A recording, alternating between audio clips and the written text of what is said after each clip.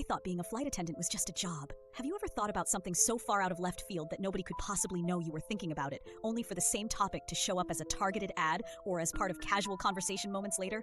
It always happened to me more often than felt normal, but only one of those daydreamy bouts of contemplation led me to my current job. Midday was approaching at a glacial pace when the idea of becoming a flight attendant wormed its way into my bored, desk-bound mind.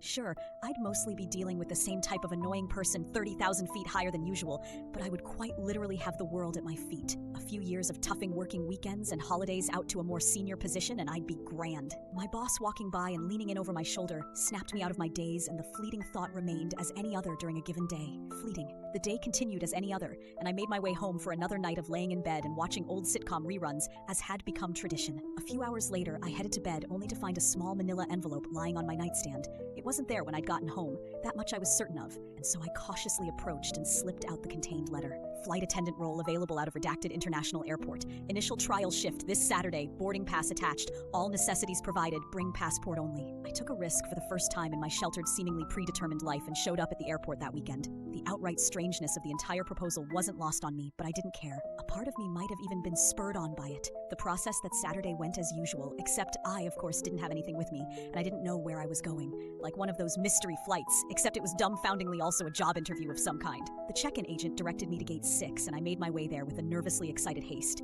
The typical stuff followed, except I and a few other people were given uniforms and a 5-minute briefing before boarding. I suppose they wanted to see how quick on our feet we were as part of that first shift, as well as making it clear that we would be very well compensated. We had one rule drilled into our heads. Stay at the front of the aircraft for the first 30 minutes of flight time and keep your heads fixed towards the cockpit. A little weird, but no biggie, I silently thought. It was supposed to be a flight attendant role, but all they really asked us to do beyond those first 30 minutes was stand around and make sure everybody got off the plane at our destination, except us. They made it very clear that we were never to deplane unless at our home airport. There went the dream of sunrise over a pretty shoreline and dinner in a fancy downtown restaurant hundreds of miles away. I resigned myself to thinking about how good the money was. I will never forget getting onto that first flight and realizing it was empty, that none of the people standing with us at the gate had gotten on before departure, that the people who gradually appeared as if they'd always been there in ever-growing numbers must have boarded from somewhere else. The knowing looks on the faces of all those seated people. Some of them pled, some screamed, and others just gazed off beyond the headrest in front of them and into parts unknown. Funnily enough, that first flight was the only time we didn't have to drag someone off the plane kicking and screaming. I suppose they threw us a deliberate softball and knew we would learn to put up with the tougher passengers further down the line. The return flight was uneventful, and I spent the night recalling some of the names I'd seen on the manifest, both out of genuine curiosity as well as a need to confirm the reality I'd stepped into.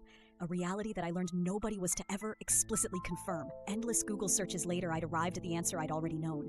The passengers on board were dead. The expressions worn on their faces told the rest of the story. Given we weren't permitted to bring anything except our passports with us, I had only managed to memorize 10 of the 30 or so names on the manifest, but the sample size was large enough to testify as to the very real nature of what I'd been thrown into. As if scheduled to coincide with my desire to back out, the payment for my first flight arrived in my bank account with a satisfying ding notification. I couldn't possibly walk away from this much money. I thought to myself, besides, all I'm doing is standing guard for people who would be going there anyway.